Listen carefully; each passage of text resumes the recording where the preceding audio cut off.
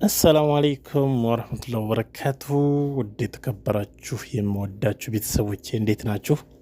እኔ በጣም ደህና ነኝ አልሐምዱሊላህ። እንዴት ናችሁ አላችሁ? ኧረ ተናፍቃችኋል ቁም ነገር። አሁንማ በቃ እየናፈቃችሁኝ ነውና እንዴት ናችሁ? ተመልሼ መጥቻለሁ በአዲስ ቪዲዮ።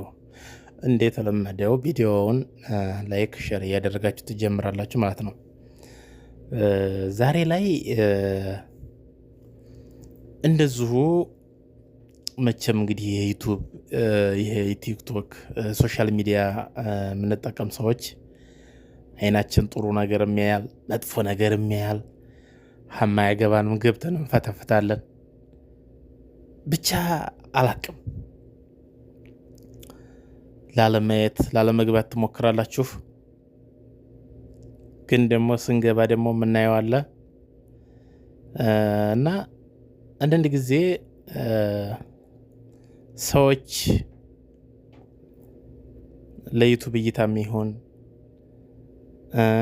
ጥሩ ነገር እየመሰላቸው የሚሆን ብቻ ካሜራ እስከያዝን ድረስ ስልክ እስከያዝን ድረስ ሚዲያ እስካለን ድረስ በቃ የፈለግነውን ቀርጠን የፈለግነውን ሸር ማድረግ የፈለግነውን ነገር በቃ ዝም ብለን እንዴት ሲላል ነገር ይሄ እኮ አይደለም። ይሄ ቪዲዮ ይሄ ካሜራ የያዘው ነገር ዝም ብሎ የሚቀመጥ ነው። የዛሬ 50-60 ዓመት በካሜራ ተይዞ የተቀመጠ ሁላ እየወጣ ነው። ኢትዮጵያ ውስጥ ዛሬ ላይ ያለው የብዙ ሰዎች እንትን ዛሬ ላይ አሁን ላይ ሁላ ይወጣል። ይሄ ካሜራ በጣም ከባድ ነው። ይሄ ቪዲዮ የሚይዘው ነገር አይደለም ካሜራ። ድሮ እንኳን እናት አባቶቻችን ምን ይላሉ? ጅልና ወረቀት ከያዘ አይለቅም ይላሉ። አባባሉ ነው። ግን ያ ማለት አንዴ ከተጻፈ ወረቀቱ ወይ ካልተቀደደ ወይ ውሃ ካልገባ አይለቅም ማለት ነው። የእናትና አባቶቻችን አላቸው እንትን የሆነ እንደ ሳጥን የሚሆን ብቻ እንደ ምንድነው ይሄ አላቸው የወረቀት የኔ ቤተሰቦች ራሱ የወረቀት ማስቀመጫ አላቸው። ከስንት ዘበን የመሬት ግብር የከፈሉበት እንኳን ሁላ ወረቀት አይጥሉም። የሚገርማቸው ነገር ማለት ነው። ያ ሁላ ዝም ብሎ አለ። እንኳን ይሄ ካሜራ ማለት ነው። እንኳን ይሄ ዩቱብ ላይ ሰርች ሲደረግ የሚቀመጥ ነገ የምትወልዳቸው ልጆች አሉ። ነገ ልጆቻችሁ ደግሞ ብዙዎቻችሁ ልጆቻችሁ ፊት ነው ቪዲዮ የምትሰሩት። ለልጆቻችሁ ምንድን እያስተማራችኋቸው ነው የምታድጉት? ልጅ የያዘውን አይለቅም። የሚገርማችሁ ነገር ማለት ነው። የልጅ አእምሮ ሜሞሪ ነው። ዛሬ የነሱ አእምሮ ዛሬው ላይ የያዛችሁትን ነው እንትን የሚሉት ማለት ነው። እና እዚህ ልጆቻችሁ ፊት ይህንን ጭቅጭቅ ይህንን የቆሸሸ ነገራችሁን አሁን ጀማል ይህንን ነገር ይዘህ አሁን ካሜራ ይዘህ ይሄ ማስተላለፍ ምን የሚሉት ነው? ቆይ ንቃት ነው? ፕራንክ ነው? ሚስትህን ለማናደር ነው? እስኪ ይህን ነገር ገዝተህ ኪስህ አድርገህ ይዘህላት ከምከድ ሌላ የሆነ ነገር የሚያስደስት ነገር ይዘህላት ብክድ ምን ችግር አለው? ካልበሆነስ በመልካም ንግግርስ ብትነጋገራት፣ ካሜራ ደቅነህ ጥሩ ነገር ተነጋግረህ አስደስታት እንትን ብትል ምን ችግር አለው? እኔም በጣም የሚገርመኝ አንዳንድ ጊዜ ማለት እነዚህ እንደው በቃ ይሄ ዩቱበር ባለትዳሮች ቆይ ሲጀመር ማለት ነው ወንድ ጓደኛ ፈልገህ አንድ ሌላ ሰው ፈልገህ ብትሰራስ ምን ችግር አለው? ሁሌ ሚስትህን ሁሌ ሚዲያ ላይ ሁሌ በጥሩ ሁሌ በመጥፎ ማስነሳት ምን ማለት ነው? ሚስትህ እኮ ላንተ ንግስትህ እኮ ናት። በቃ ላንተ ምንድን ልበለህ? እንደዚህ አይነት ነገር ኧረ ተው። እኔ አንዳንዴ በጣም የሚገርመኝ እና በተለይ እሺ እናንተስ እንደፈለጋችሁ ሁኑ። የሚያድጉት ልጆች ምንድን ነው የሚማሩት? አይምሯቸው ላይ አሁን ምንድን ነው የሚቀረጠው? ነገ መጥተው እንደናንተ ጭቅጭቅ እንደናንተ ሚስቱ ጋር ሲጣላ እንደናንተ ሚስቱ ጋር ያላለ ነገር ሲያደርግ ነው ልጆቻችሁንስ? ወይንስ ዛሬ ቁርአን ቤት የቁርአን ሂፍዝ እያስተማራችሁ ነው? እንደውም አንድ የሚባል ነገር አለ። አንድ ኡስታዝ አቡበክር አህመድ ሲናገር የሰማውን ነበር። አንድ ሰው እናቱ እያዘለችው ስሙን ረሳሁትና እናቱ እያዘለችው ሱቢህን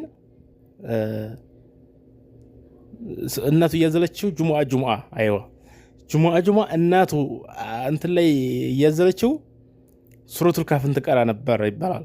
እናቱ እያዘለችው አስቡ እንግዲህ ሱረቱል ካፍን ስቀራ ልጁ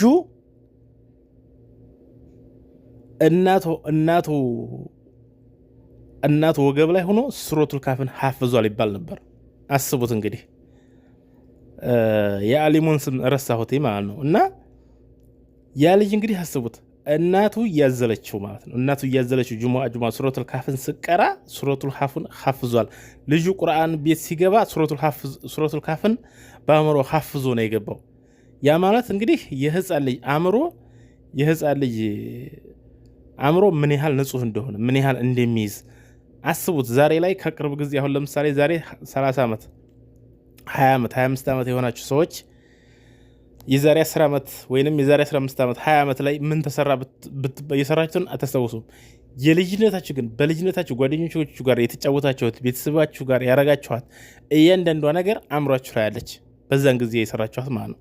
ስለዚህ እያንዳንዳችሁ ዩቱበሮች ሸር እንድታደርጉልኝ ይፈልጋለሁ። እያንዳንድ ዩቱበር በልጅህ፣ በሚስትህ፣ በቤተሰብህ ኃላፊነትን ትወስደታለህ።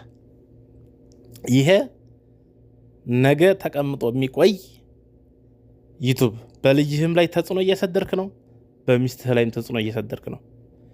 ምን አለ ጥሩ ነገር ካላስተላልፋችሁ ይሄንን እንትናችሁን እንኳን በውጭ ታስተላልፍ። ልጆቹ ሳያው በውጭ ቤታችሁ ላይ ልጆቻችሁ ላይ ምሳ እየበላችሁ ቁርስ እየበላችሁ ዝም ብላችሁ ሁልጊዜ ኧረ ተው። እና እንደዚህ አይነት አስተሳሰብ አመለካከት ያላችሁ ዩቱበሮች እባካችሁ ለልጆቻችሁ ሰቡላቸው። እናንተስ አንድያችሁ የራሳችሁ እንትን ነው ተጠያቂ አይደለም፣ በልጆችም በሚስትህም ትጠየቃለህ። እና ውድ ቤተሰቦቼ የምወዳችሁ የማከብራችሁ ላይክ ሼር እያደረጋችሁ የምታበረታቱኝ ወደፊትም አብራችሁ የምትዘልቁ ምስጋናዬ ከልብ ነው። አላህ ሀገራችንን ሰላም ያደርግልን። ዓለም ላይ ያለውንም ጦርነት ሰላም ያደርግልን። በየአረብ ሀገሩ ያለ እህት ወንድሜ አላህ ያሰበበትን ሀጃውን አሟልቶ ከቤተሰቦቹ አላህ በሰላም ይደብልቀን። ሞትን፣ እንግልትን፣ እርሃብን፣ ችግርን አላህ ያዝልን። ወላሂ ላዚም እንደው የሚወራው የምናየው በቃ እንደሆነ በቃ ችግር፣ እርሃብ፣ ገሌ እንደዚህ ሆነ። እስኪ ይህን ነገር እንደው አላህ በደስታ እንዲቀየርልን ሁላችንም ዱዓ እናድርግ። ሁላችንም አላህ ይህን ሁሉ በላ የሚያመጣብን በራሳችን ወንጀል ነው፣ በራሳችን ስራ ነው እንጂ አላህ እኛን እንትን ሊበድል አይደለም። አላህ ፍትሃዊ የሆነ ጌታ ነው።